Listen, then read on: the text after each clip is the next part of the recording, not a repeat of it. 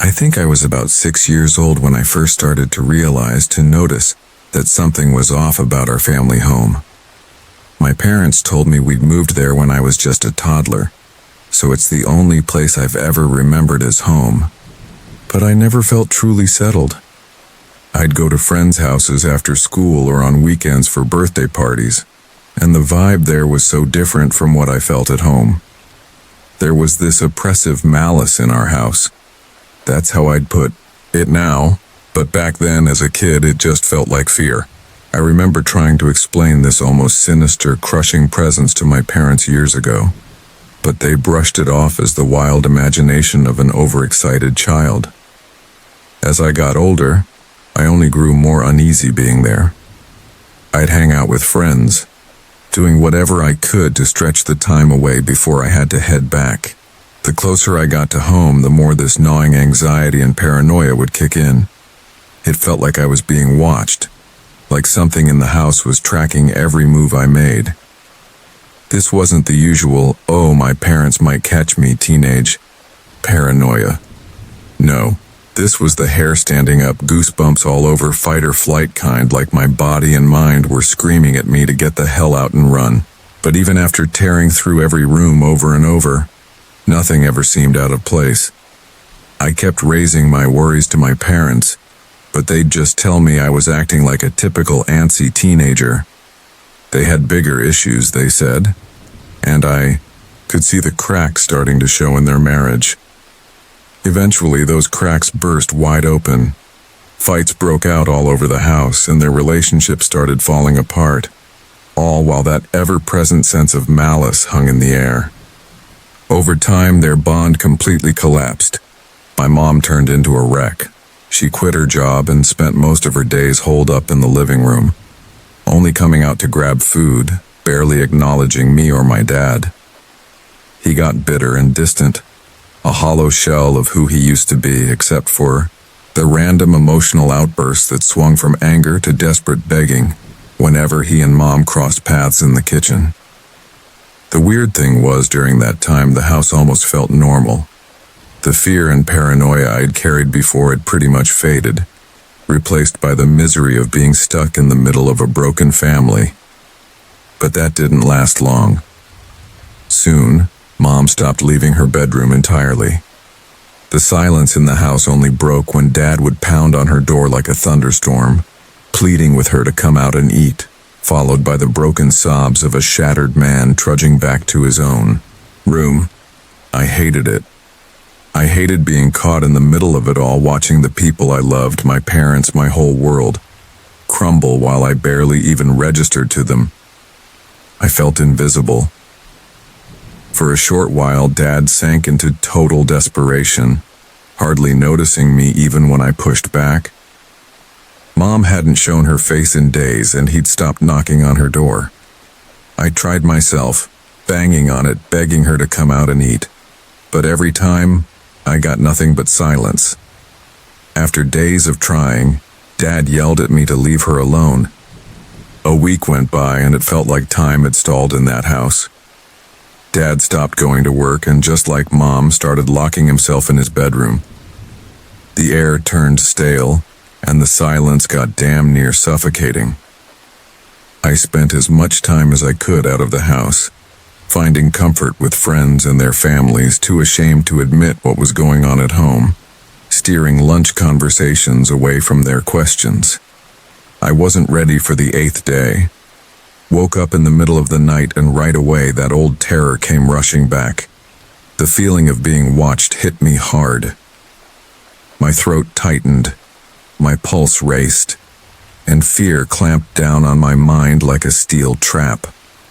I felt 6 years old again, unable to really put words to or understand the dread tearing through me.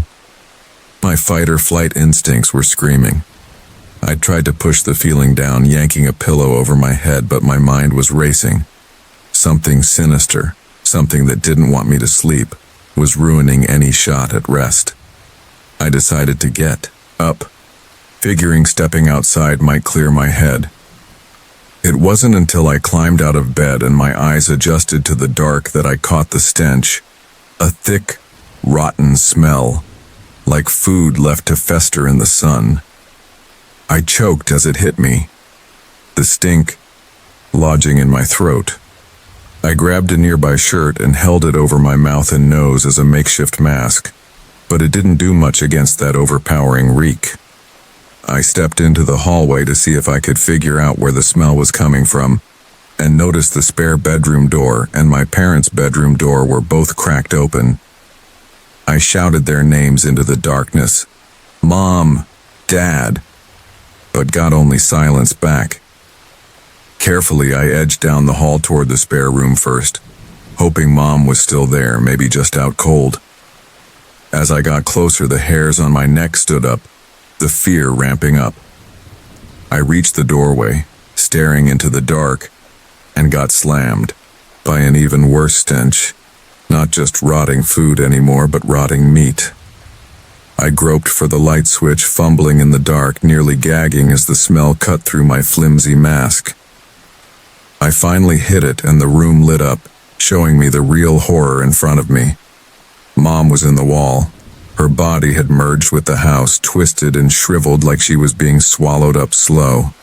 Her face and the limbs still sticking out were bony and pale, her cheeks hollow, her eyes sunken like all the life had been drained out of her.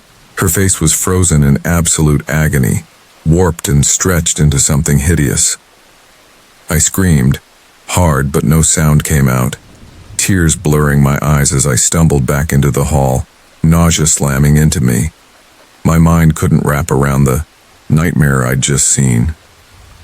That was Mom, who'd been okay just days before. I flushed hot, fighting back the mess in my head, trying to steady myself.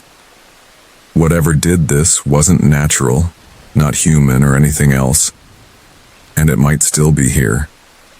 A chill ran down my spine as my next thought landed. Dad. I turned and headed further down the hall to their bedroom, bracing for that same sickening smell. My heart dropped as I reached for the light switch. Dad was on the floor, but only half of him. Everything from the waist down was smeared across the wall. I looked up at the ceiling and saw more of him poking out of the cracks up there. What used to be a clean magnolia room now covered in dark red and brown stains, bits of flesh and bones sticking out. His neck was bent at a fucked up angle, forcing his head to stare at the ceiling, and just like Mom, his face was locked in a twisted, pained grimace. My mind was on the verge of breaking.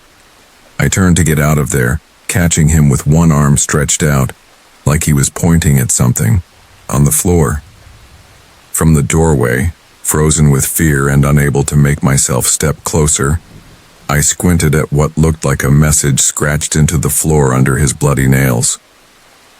Burn it all before it eats. I didn't need a second nudge. Adrenaline surged through me, snapping me out of fear and kicking me into gear. I raced back down the hall and bolted downstairs to the kitchen. As I hit the bottom step, the air got heavy, and that watched feeling sharpened. My heart was hammering, and I could have sworn I saw the walls ripple and crack, but every time I tried to lock onto a spot, it was just darkness. It was like whatever this thing was knew what I was up to. When I got to the kitchen, my body started slowing down. I was wrecked, emotionally and physically. My mind was caving under the pressure, and all I could do was fight the nausea as the adrenaline spiked and crashed, cramping my muscles. In my scrambled head, it started making sense. Whatever this was, it fed on emotions enough to break people down and eat them physically. I was running out of steam and time. With one last jolt of adrenaline, I lunged for the kitchen drawer, fumbling in the dark until my hand grabbed a box of matches. I struck a bunch of them, setting the curtains above the sink on fire. The flames crawled up slow at first, then spread to the cabinets and walls nearby. A goddamn awful shriek ripped through the house as the fire started eating it up. Smoke poured across the kitchen ceiling. The walls shook hard. I could hear the house creaking and feel it rumbling under my feet. That scream lit a fire under my fight-and-flight instincts, pushing me to run. I tore out of the kitchen through the main hall toward the front door. The shaking got worse as I got closer, the mix of smoke and rotting flesh choking my throat, nearly making me puke. But I forced myself to keep it together and reached the door. My hand was on the knob when a voice came from behind me. "Where are you going, love? It's late and your dad needs you." My mind almost buckled, but I shoved the door open and ran out, hearing an enraged scream explode from the house. I hauled ass down the street, never looking back at the life I knew was done. I had to start over somewhere new after all. Who'd believe me if I told them what went down that night? I still have nightmares about it years later. I checked local papers and they called it a tragic accident. A house fire that killed a family of 3, no foul play suspected. Emergency crews couldn't recover all the bodies, just scattered, pieces buried in the rubble when the house caved in. I'm writing this as a warning. If you ever end up somewhere that feels wrong, like something's watching you and your brain and body are yelling at you to run, listen, before it's too late.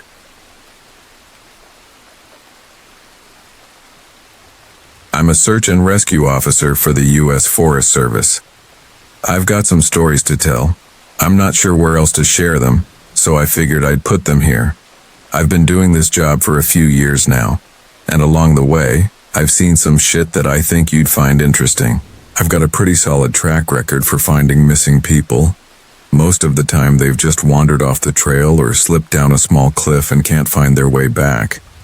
A lot of them have heard that old saying about staying put, and they don't stray too far. But I've had 2 cases where that didn't happen, and both of them still mess with my head. I use them as fuel to search harder on the missing persons calls I get now. The first case was a little boy out picking berries with his parents and his older sister. The boy and his sister were together, and they both went missing at the same time.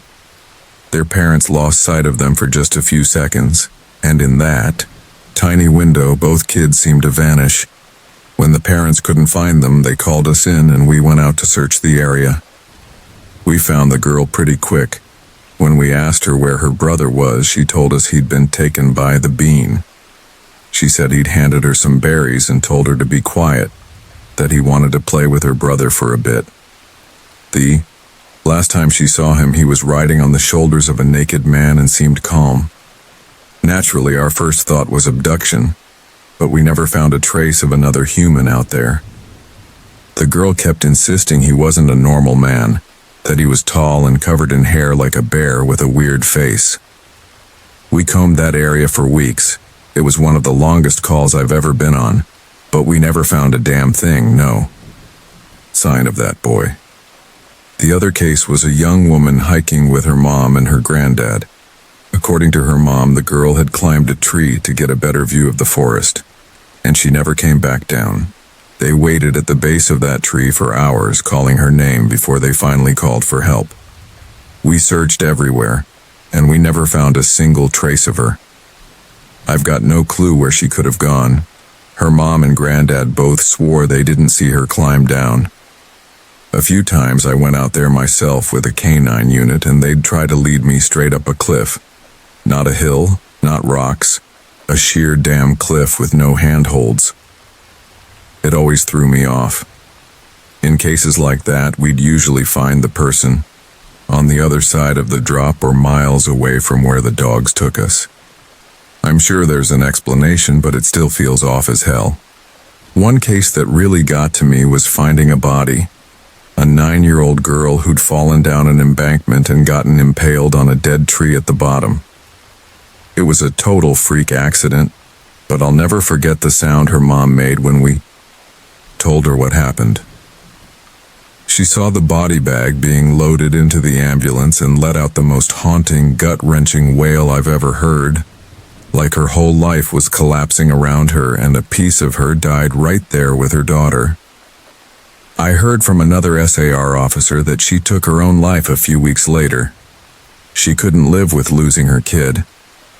I've worked with another officer when we got reports of bears in an area where we were looking for a guy who hadn't come home after a climbing trip when he was supposed to. We ended up on a hell of a climb ourselves to get to where we thought he'd be.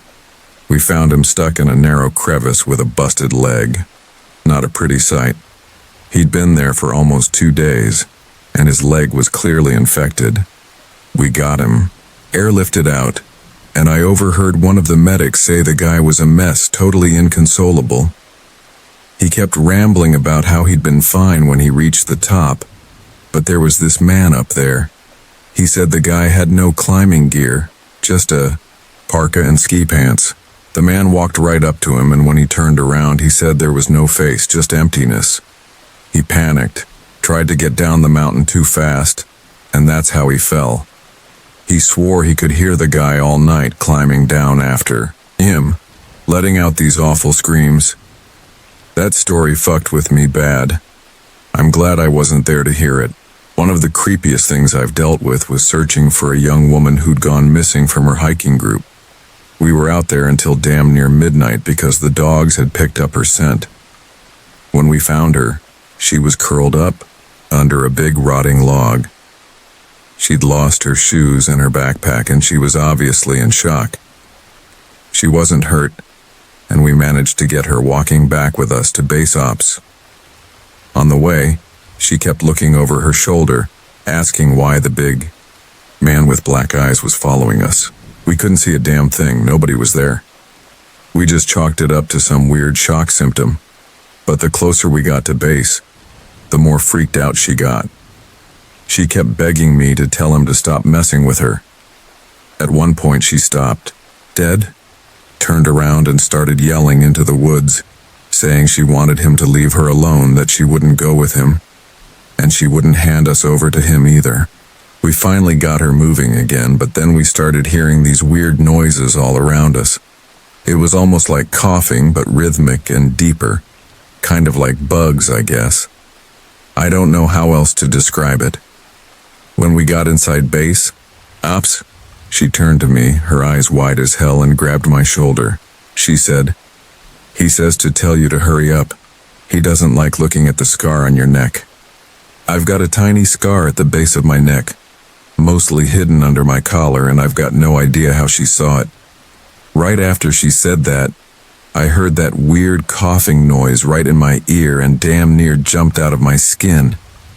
I hustled her into ops, trying not to show how rattled I was, but I'll tell you, I was damn glad to get out of that area that night. This last story I'll tell is probably the strangest one I've got so far. I don't know if this is true for every SAR unit, but in my head, it's this unspoken normal thing we run into. You could try asking other officers about it, but even if they know what you're talking about, they probably won't say shit. Our higher-ups told us not to talk about it, and by now we're so used to it that it doesn't even seem weird anymore. In most cases where we go deep into the wilderness, I'm talking 30 or 40 miles in at some points, we'll come across a staircase in the middle of the forest. It's like the kind you'd see in a house, just cut out and plopped down in the woods. The first time I asked about it, a few of the other guys just told me not to worry about it, that it's normal. Everyone I've asked says the same damn thing. I wanted to go check them out, but I've been told real clear to never get near any of them. I just ignore them when I run into them now. It happens too often to care.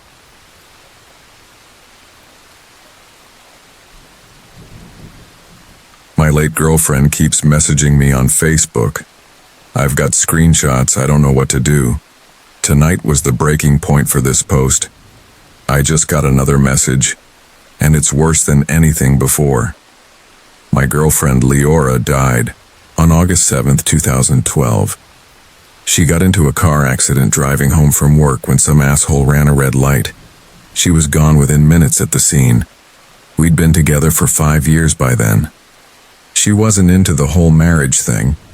Thought it was outdated, said it made her feel weird. But if she'd been up for it, I'd have married her 3 months into our relationship. She was full of life, the kind of girl who'd pick dare every time. She was happiest camping, but she was also a total tech geek. She always smelled like cinnamon even though she'd swear she wasn't perfect. She'd say stuff like, "If I fuck up first, don't just say nice things about me. I've got plenty of flaws and that's just part of who I am." I never liked that. She'd tell me, "If you're not paying me back, you're just hurting me." So here's to you, Leora. The music she said she liked and the music she actually liked were worlds apart. Her idea of affection was a half-assed hug. She had these freakishly long toes, like a damn chimp. I know that's totally off topic, but I don't want to talk about her without you getting a real sense of who she was. She'd been dead for almost 13 months when she first messaged me, September 4th, 2013. That's when the shit started. I'd left Leora's Facebook account active so I could post messages on her wall now and then, scroll through her albums, feel close to her again. I shared access with her mom, Mira, meaning she had the login and password too, but she'd spent maybe 3 minutes total on the site or any computer. After some initial confusion, I figured it was her. Then on November 16th, 2013, I got confirmation from Mira that she hadn't logged into Leora's account since the week she died. Leora knew a ton of people, so I instantly assumed one of her tech-savvy friends was fucking with me in the shittiest way possible. I noticed right off that whoever was chatting with me was recycling old messages from our history. Stuff like the wheels on the bus came from when we were planning a road trip that never happened. Hey, popped up a million times. Around February 2014, Leora started tagging herself in my photos. I'd get notifications about it, but the tags would usually be gone by the time I checked. The first time I actually caught one, it felt like a punch to the gut.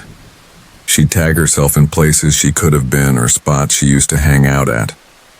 I've got screenshots of 2 from April and June. They're the only ones I nabbed, so they're a bit off from the timeline I'm trying to piece together. During that stretch, I couldn't sleep worth a damn. I was too pissed off. She'd tag herself in random pics every few weeks. Friends who noticed and said something thought it was some glitchy bullshit. I only found out later that some friends had seen it and kept quiet. Some even unfriended me on Facebook over it. Some of you might be wondering why I didn't just delete my account. Fuck, I wish I had. I did for a bit on the days I couldn't deal, but it was nice having my friends to talk to. It was nice hitting Leora's page when that little green dot wasn't next to her name. I'd been pretty shut off socially when she was alive. Her death turned me into a hermit. Facebook and MMOs were my only real social outlets. On March 15th, I sent a message to what I figured was Leora's hacker. On March 25th, I got a reply. It wasn't until I looked back at these logs months later that I realized she was reusing my own words too. My response looks kind of flat here. I was deliberately feeding her or him emotional bait. This shit was tearing me up, but I wanted to keep them hooked on their game. I was working off the assumption that the kind of person who'd do this would thrive on screwing with someone's pain. I posted on tech forums trying to track this asshole down, reached out to Facebook. I needed to keep them engaged long enough to gather proof. Before anyone asks, yeah, I changed the password and all the security info a dozen times. On April 16, I got this. It felt like a mashup of words, same as all our chats so far, pulled from old messages she'd sent. On April 29th, I hadn't dug up any leads. Facebook told me where the account had been accessed from since she died, but it was all places I could explain. My house, my job, her mom's place, shit like that. My reaction here wasn't bait. I was genuinely thrown. Nathan was a lame inside joke not worth explaining, but seeing her throw it back at me again fucked me up hard. My real-life reaction was a lot uglier than what I typed. I wasn't expecting my bond to come back. Her last few messages were starting to scare me, but I wouldn't admit it then. May 8, I don't even have words for this. Frozen were her last root words. Cheese makes it tipped me over the edge. That shit gave me nightmares that have only started popping up lately.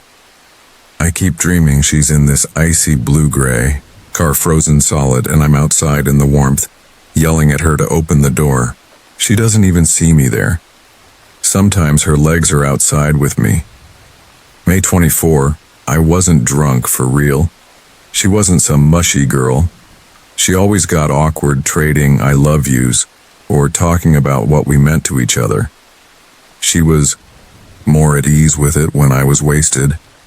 I faked being drunk a lot. Her reply here's what finally made me memorialize her page, thinking it might cut this shit off. It looks harmless compared to her earlier messages, copied from an old chat when I was trying to talk her into letting me drive her home from a friend's. In the crash, the dashboard crushed her, sliced her diagonally from her right hip to midway down her left thigh. One of her legs was found under the back seat, flipped around. August 7th, 2012. That's the log from the day she died. She usually got home from work around 4:30. Along with a couple voicemails, this was the last time I talked to her, assuming she was still alive. You'll see why I say that soon. I'll show you these messages. Yesterday, July 1st, 2014, I'd memorialized her page a few days after getting that walking message. Until today, she'd been quiet, not even tagging herself in my pics. I don't know what to do anymore. Should I delete her memorial page? What if it's her? I want to puke. I don't know what the hell's going on. I just heard a Facebook alert. I'm too fucking scared to switch tabs and check it.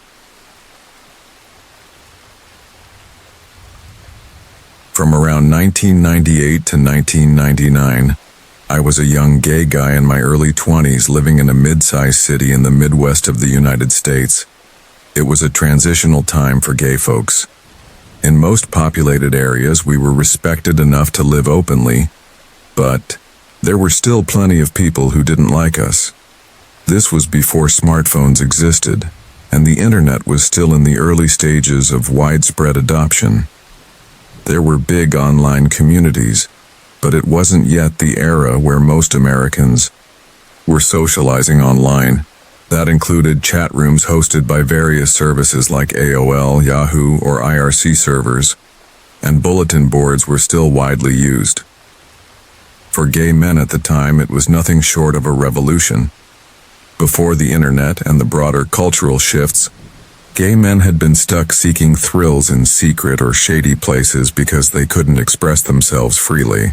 In the 90s, it was still somewhat risky, but the internet provided a way to talk comfortably and relatively anonymously without the danger of exposure or worse.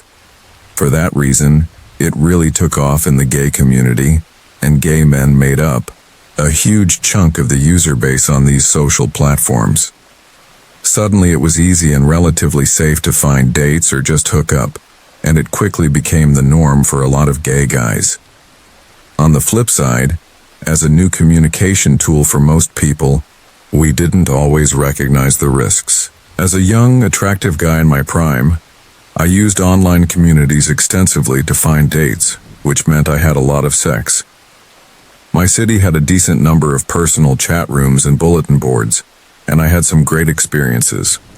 I met the usual mix of good guys, closet cases, and weirdos you'd expect. I wasn't an absolute slut by most standards, but let's just say a cute gay guy back then usually had more dates than your typical straight guy. LOL. At some point during this time, I had a short exchange on a bulletin board with a guy from my city.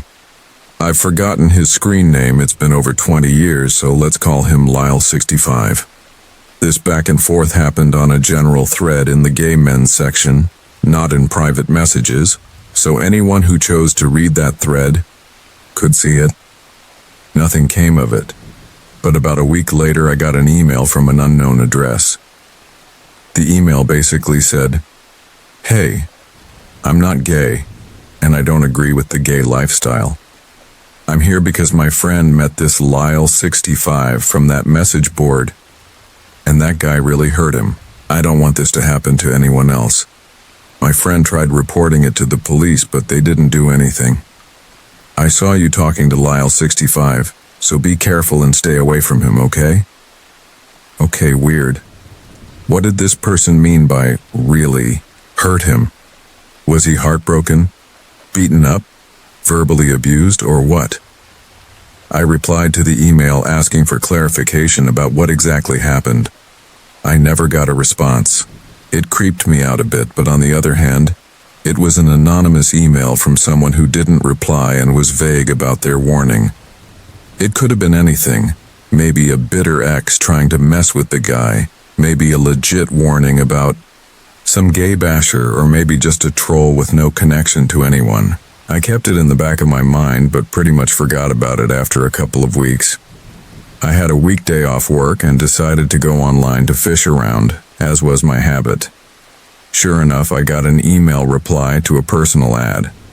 It was Lyle 65. He suggested meeting at his place to hang out and, have a good time, wink wink, nudge nudge.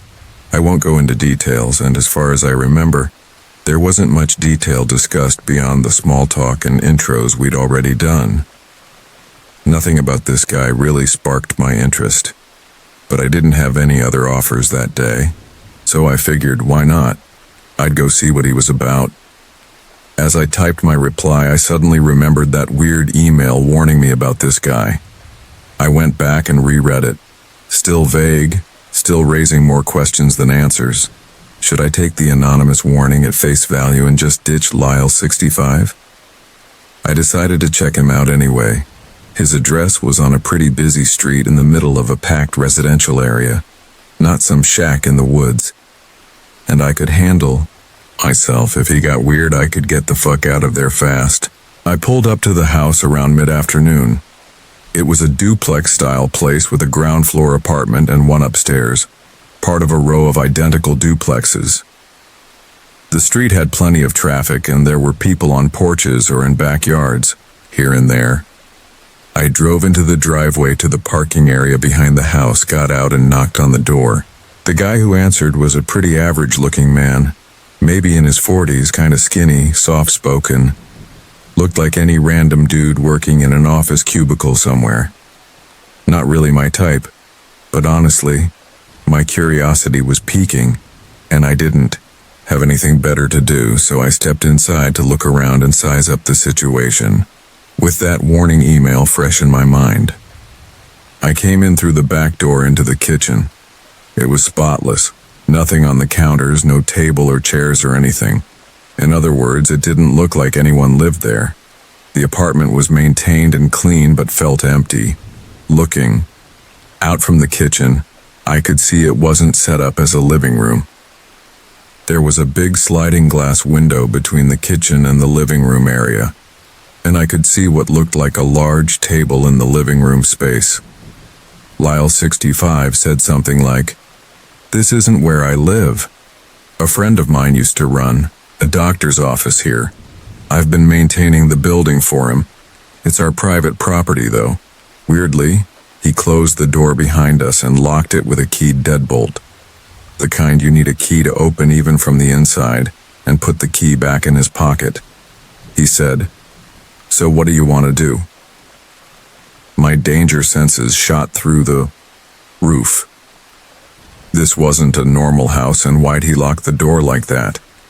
It's not necessarily suspicious. Lots of people have those kinds of locks on their doors, and the door had a window, so it still made sense. But something felt off. I could tell, and now I was locked inside. I asked him why he locked the door like that, and he got flustered right away. He looked pretty nervous. His voice trembled a little, hesitant, not quite stuttering, but close. He said, we don't want anyone coming in and bothering us," flashing a weak, unconvincing smile. His demeanor and body language were all I needed to confirm this guy was up to no good, or at least hiding something. But I could tell I was intimidating him. I'm not especially jacked, but I've got a bigger frame. Even at my skinniest, I'd still wear a size L shirt and 36 waist pants, so I looked pretty solid. People tend to read me as tougher than I am. I'm not a hard ass by any means, but I've got a resting face that makes me look like a cool thug. People who don't know me often assume I'm rude or something. Sometimes I use that to my advantage when I can. New acquaintances usually figure out I'm a total softie soon enough, lol. But this was definitely an occasion to play up the tough guy look, and I did exactly that. I put on my steeliest face and told him to unlock the door, saying I didn't want to be locked in here. He stared for a second like he was about to piss himself, then said, Okay, I'll unlock it. He undid the deadbolt and said, I'll just lock the knob here, and twisted the little knob lock. That was fine by me. I kept staring him down until he said, I'll leave the key on the counter right here, and set it down near the sink. I was pretty satisfied with that response at that point. Though my adrenaline was pumping, I was damn near in full flight or fight mode. I felt kind of frozen in place. The guy was between me and the door and I was freaked out, but this little weasel didn't seem like an immediate physical threat to me. I could tell his pants pockets were empty, and I was scaring the living hell out of him. I still wasn't sure exactly what to do next. Keep in mind, though I've described this at length, it all happened fast, with no long pauses, just 1 or 2 minutes since I'd walked in the door. Everything unfolded in the moment while chatting. Clearly, the guy was nervous and trying not to seem it. He said, "Come on in," and took a wide path around me through the kitchen to where the living room would normally be, and toward a hallway off to the right. I was familiar with this floor plan. It's super common in the area. The hallway would lead to 2 small bedrooms with a bathroom in between. I hesitated, thinking I should just head out the back door and leave, but honestly, I was so curious now. I knew there was no way I'd do anything with this guy, but I also wanted to see what the hell was going on here. I was confident he couldn't take me in a fight, so I slowly moved toward the living room. It felt like I was walking in slow motion. From the kitchen entryway, I could see a rectangular stainless steel table taking up a lot of space in the living room. I remember thinking it looked like a surgery table, like it could lift and tilt, with a recessed groove running along the edge. Looking back, I know now what it was. 100% a mortician's table. This guy had a fucking mortuary table in here. But at the time, I also thought it looked like some kind of medical table. There were some other office-style cabinets and stuff around, I think.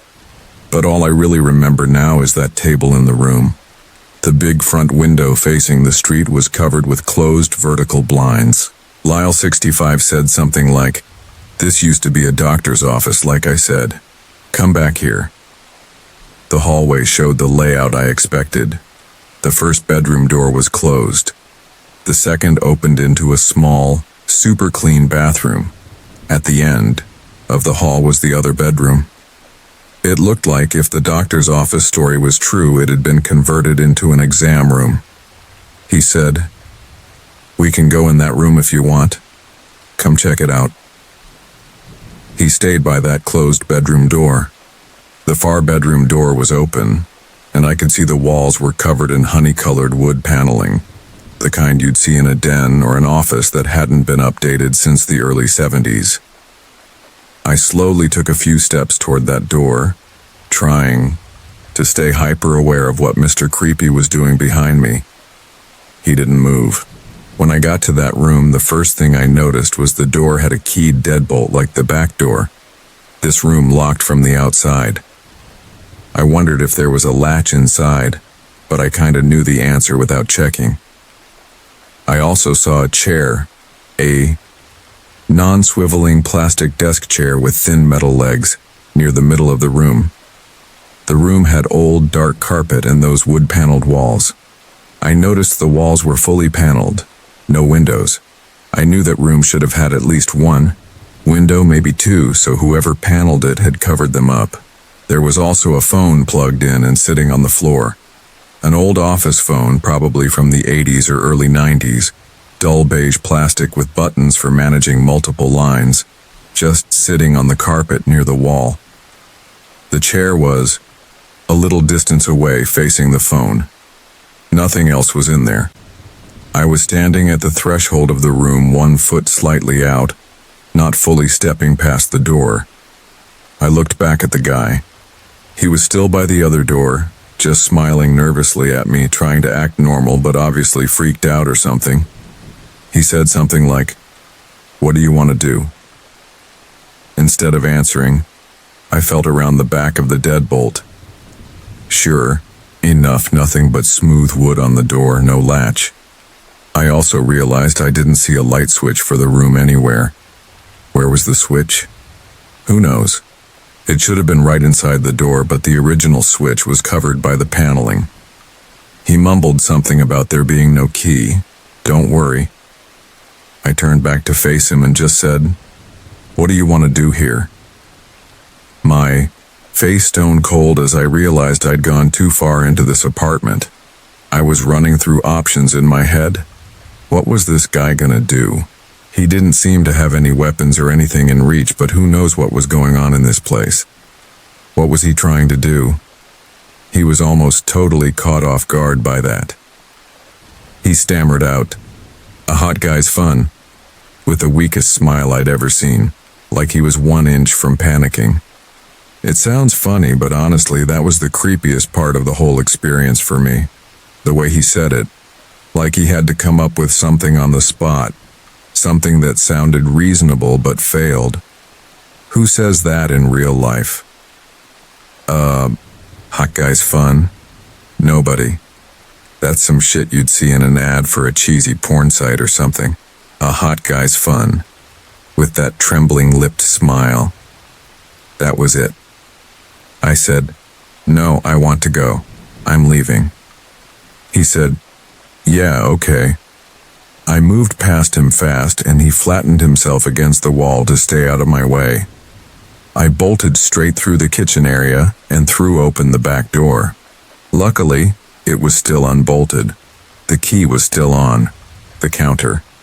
I got myself out the door and didn't bother closing it since I saw him slowly coming toward the back door behind me. I walked deliberately, not running, to my car, looking back at the building.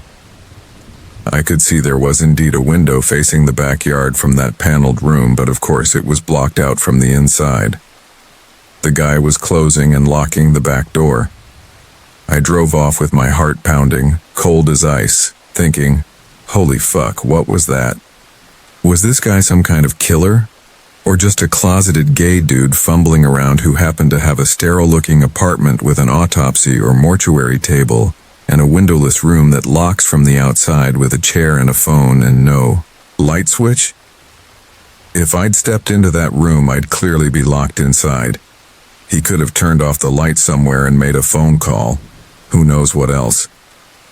I assumed the friend of that judgmental emailer must have been some poor soul caught up in whatever game went down. Driving home, I thought at first, of course I've got to call the cops and tell them what's in that place.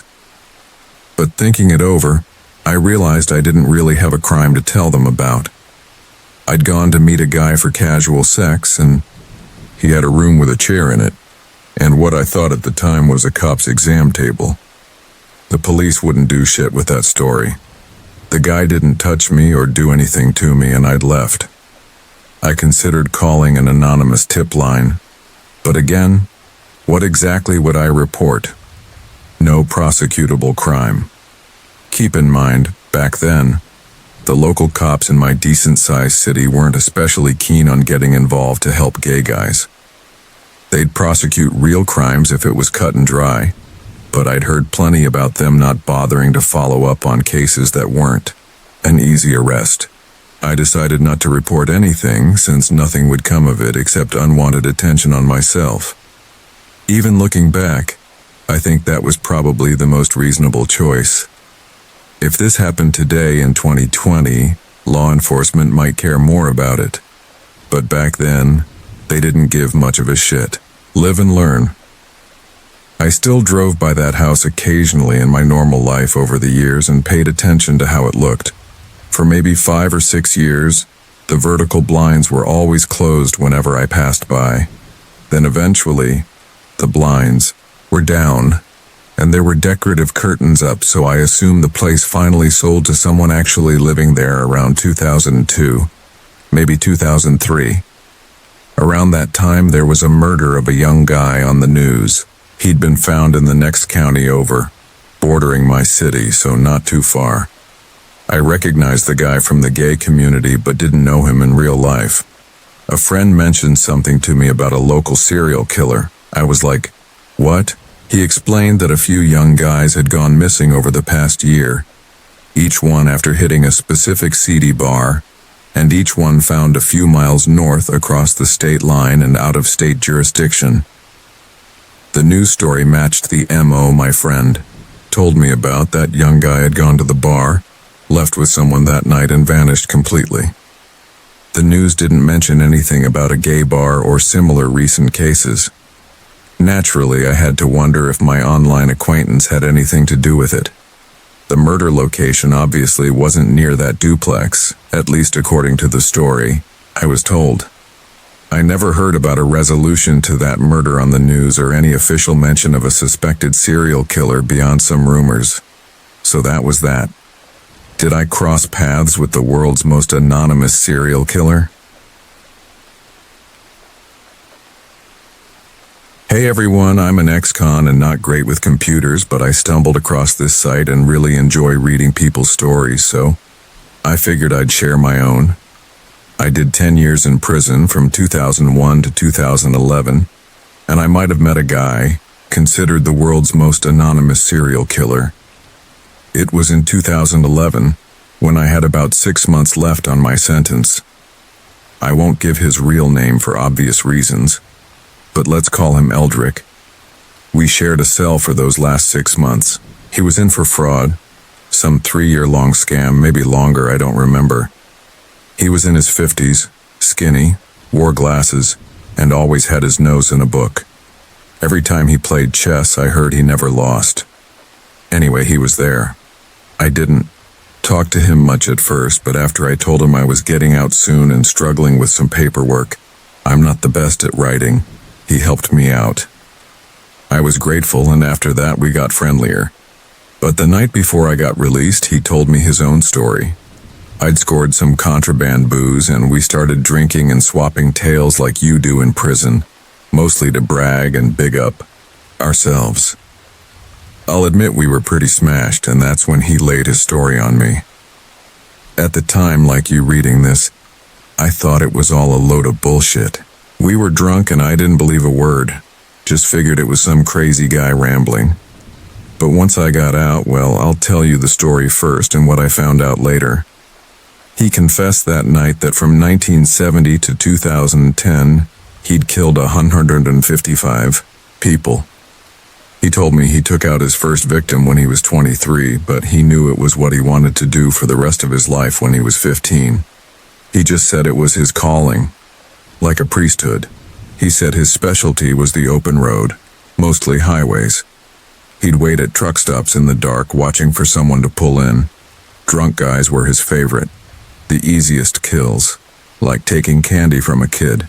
They'd be snoring in the front seat at a rest stop, trying to sleep off 10 beers before the cops nabbed them. He said he'd watch them as they slept, heads against the headrest, mouths open while they rested.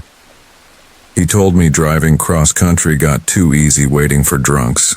They got boring, so he graduated to couples. His favorites were college couples, those sweet, youthful types with their whole lives ahead of them. That gave him an incredible buzz, taking lives with so much potential. They'd drive out to some back road highway, pull over to hook up, and in the dark, he'd watch them before going to work. Then he told me he used to record the news broadcasts. They'd always show some pretty young blonde smiling at him from the TV. Then they'd cut to the candlelight vigils in the hands of grateful folks it wasn't them, a sobbing parent, a teacher who barely knew the kid talking about their great potential that had never come to be. He said he'd catalog the news reports and play his favorites at night like they were movies. He'd sit down with pizza and wine and watch those broadcasts, reliving the different victims over the years. Of course, I didn't believe a damn word of it. Who knows? We were wasted, and when we finished drinking, I felt pretty sick about the whole thing. I wanted to smash his face in naturally, but I couldn't. I was getting out the next morning, and he knew it. I guess that's why he told me, fucking with me maybe. Anyway, that last bit he said stuck with me and made me wonder. There was a girl murdered in the 90s named Leora, blanking her last name. I can't give her full name, but you can. Google it and it'll pop up in articles. Everyone knew that case. It was a big story in my country. That night he told me he was the one who killed her. Asked me if I wanted to know where the body was buried. I told him he was a sick fuck. But he told me the location anyway. You should have seen the smile on his face. Like all this time he'd been playing a game with me, waiting for that night to drop it on me and dare me to do something about it in the morning. He just stared at me blankly as I left the cell, like, I said, I've been around killers and gangsters my whole life, but that look on his face was something else. I can still picture it sometimes when I close my eyes, those cold black eyes. For the next 6 months after I got out, I kept thinking about what he'd said about that famous murder, the location, that poor girl. I even found myself up in the middle of the night trying to dig up more info on the case, cross-checking what the guy had said. By then I started getting real fucking anxious about it all. Of course I'd never go to the cops, I'm a felon, but I didn't know. Sometimes it eats at me. I figure he was lying, but anyway, I thought I'd spill the whole story here. I love reading you guys' stories, so I figured I'd share mine. I still look forward to reading more. They help with my anxiety. People look at me funny when I tell them I've got an 18-year-old son. I'm 33, and when Torin and I hang out, it's not unusual for folks to ask if he's my brother. He could easily pass for his 20s, and so could I. The last 18 years haven't been a walk in the park, but I like to think I've done my best given the circumstances. In my freshman year of high school, I got my girlfriend pregnant. Her parents were set on putting him up for adoption, but my mom stepped in and helped me fight for custody. Torin's an all-around good kid. He's the point guard for the school basketball team, and I scraped together enough cash to get him a decent car. He's popular in all the ways I wasn't at his age. I was a 20-year-old with a GED and a job at the local pellet factory. We live in a 2-bedroom duplex a few blocks from his high school. He does his homework without much nagging and spends his free time with friends or in the living room kicking my ass at Call of Duty. At one point I wondered if he might be gay. I wouldn't care, but it struck me as odd that a kid his age never had a girlfriend. I asked him about it and he grinned and said, "Nah, Dad, I'm not gay. I just want to wait till I'm a bit older to date. Don't want you to be a grandpa in your 30s. That was our sex talk. Between the internet and the sex ed class I had to sign a permission slip for, I figured he knew the basics. A few months ago, he told me he'd be out late. When I asked why, he said he had a date. I didn't pry. I handed him $100 and told him to be home by breakfast. He's a good kid. I trust him. After that, it became a regular thing. He'd tell me Friday afternoons he'd be out late, and every Saturday morning he'd be home on the couch playing Xbox before I got out of bed. I never met any of his dates, but I figured he was keeping it private. Like I said, I trust my son. He's got a good head on his shoulders, and I had no reason to think anything was up. I don't usually watch the news. Between Facebook and Twitter feeds, I typically know enough about current events to not give a shit. For some reason, though, I found myself parked in front of the TV at 5 p.m. and flipped on the news. I wish I hadn't. It cut from a commercial to the anchor sitting there with a grim face. She looked into the camera and said they'd be covering a developing story tonight. Several women in the area were still missing as police searched for clues about whether the disappearances were connected. We live in a sleepy little town. The idea that something like that could happen so close to home freaked me out a bit. The thought of Torin being out and about while shit like that was going down in town scared me. I talked to him about it, and he told me not to worry. Torin's a big kid, not quite 7 feet tall, but built solid. I wasn't worried about someone jumping him, but as a big guy myself, I know size doesn't mean shit if someone's got a gun. Torin assured me I had nothing to worry about.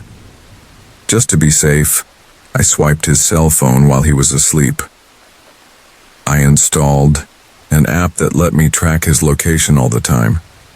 Maybe I was just paranoid, but I remembered being 17 and thinking I was invincible. I didn't think much of it after setting the app to hidden mode. I put it back on the charger in the kitchen and didn't pay it much mind after that. I figured if I got worried when he was out, I could open the app on my phone and check his location. As long as it wasn't too weird, I'd chill out and go back to watching Netflix. I started following the missing women case online. It had turned into a media circus in our area. 6 women had vanished over 10 weeks. Different ages, different looks. No bodies had been found, but the cops were working on the assumption there might be foul play. When the 7th woman went missing, my heart stopped. I hadn't seen Celine in 10 years. She came back around when Torin was about 7, trying to play mom, but she couldn't handle it. After a few months of broken promises and missed doctor visits, I filed for a court-ordered drug test. When she failed, I had my lawyer file again to strip her visitation rights. I didn't want Torin dealing with that. It was Saturday morning, and I was dreading going downstairs. Torin and I didn't talk much about his mom. She'd spiraled after giving birth, using whatever drugs she could trade her body for just to get by. The last time she visited him, she'd aged 20 years and 7. She was all needle marks and yellow rotting teeth. Honestly, I was shocked she'd stayed alive long enough to get kidnapped. With a heavy heart, I approached my son in the living room and said, "Torin, we need to talk about your mom." He paused his game and looked up at me. "What did she do this time?" I sighed and said, "She went missing last night. The cops say there were signs of a struggle at her trailer." Torin stared at the TV like he was looking through it and unpaused his game. He kept staring ahead and said, "Yeah, well, that's not really news, is it?" Torin and I didn't talk about his mom because he didn't like to. One of the big reasons I got a lawyer was because during one of her visits, she'd picked him up and taken him to her place. Apparently she had. A few clients swing by while my son sat on her couch. His first real visit with his mom turned into watching junkies next to him on the sofa as they shelled out $20 a pop to nail her. 3 hours later, a guy named Kale dropped him off at home. He was there when I got off work. I asked him what happened, and all he said was, "Mom didn't want me there anymore." He'd sat outside in a jacket for 4 hours. Of all the things that could have happened to him, I was more relieved than anything that it wasn't worse. I got him into therapy right after that. Over a couple years, he bounced back to normal, and the therapy visits tapered off.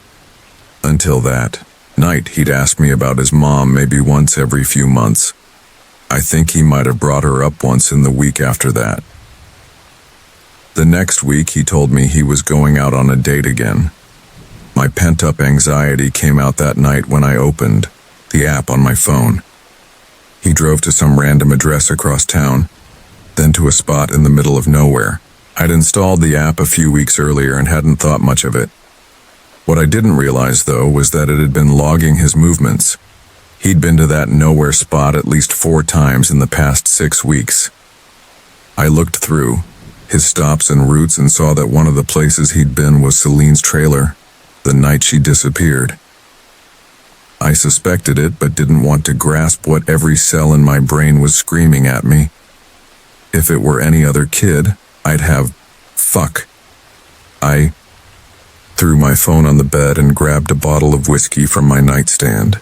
I drank until I passed out and woke up hungover as shit.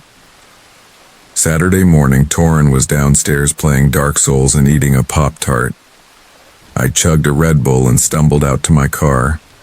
I decided to drive out to that nowhere spot and see where my son had been dating. I really wish I hadn't. The GPS took me down a beat-up gravel road. After driving about a quarter mile with thick woods on both sides, the road opened to a clearing with a small pond. I parked at the edge of the gravel and got out. I could see the remains of a campfire near the pond. I walked over. The ashes were still warm. I breathed a sigh of relief, thinking my son had found a quiet field with a pond in the middle of nowhere and was out stargazing with his dates. I was almost proud of him. Then I noticed footprints leading toward the pond. Looked like someone dragged something heavy to the water's edge. I stepped closer to the edge and stared into the murky water. I turned back toward the fire and saw bloodstains in the grass behind me.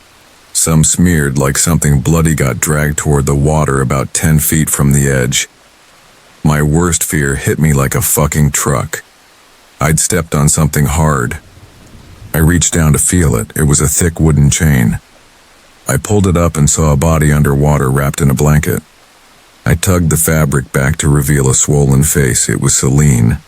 I quickly wrapped her back up and pushed her under. I ran to my car and peeled out back home. I sat in the driveway for 15 minutes, trying to figure out if I was having a panic attack or a heart attack.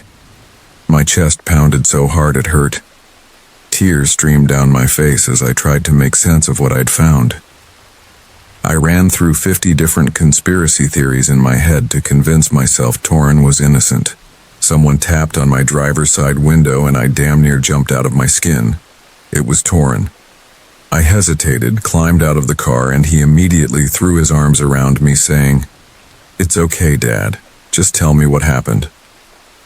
For a second, he was my good kid again, and I forgot about the pond and his mom's body. I followed him inside, and after changing into some dry clothes, I joined him in the living room. I sat in my armchair while he sat across from me on the couch. After a few minutes of silence, I stared at the floor and said, "I found your mom." He replied, "Oh." I don't know what I expected him to say, but that response cut me. No surprise, no anger. Just the same flat attitude he'd show the rare times I caught him doing something he wasn't supposed to.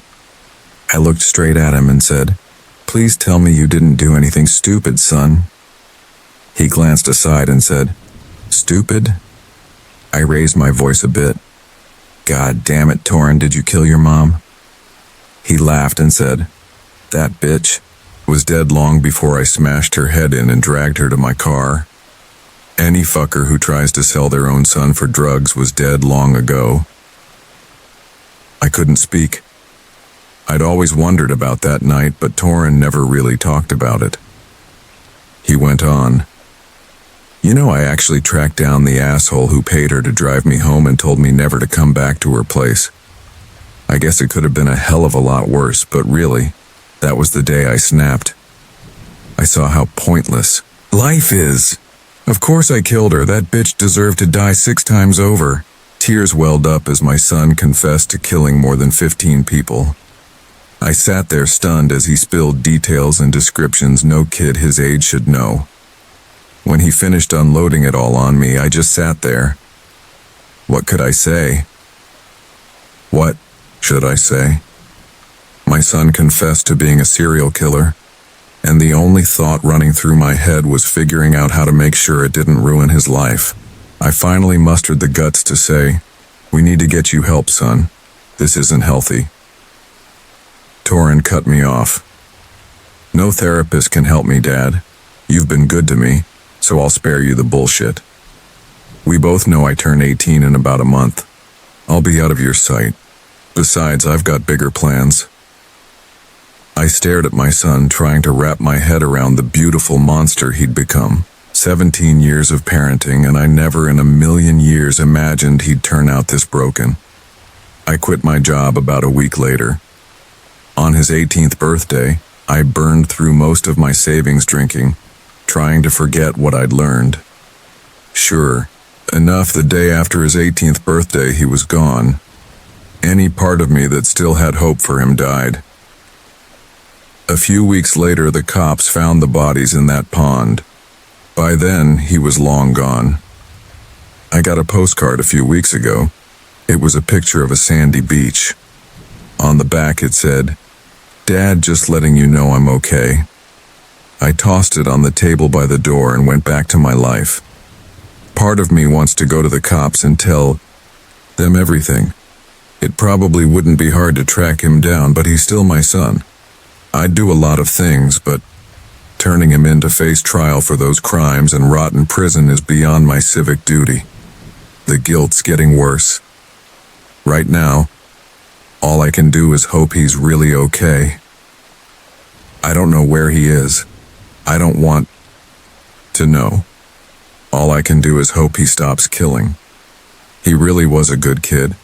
Tall, charming. I'm sure he'd do fine if he just tried.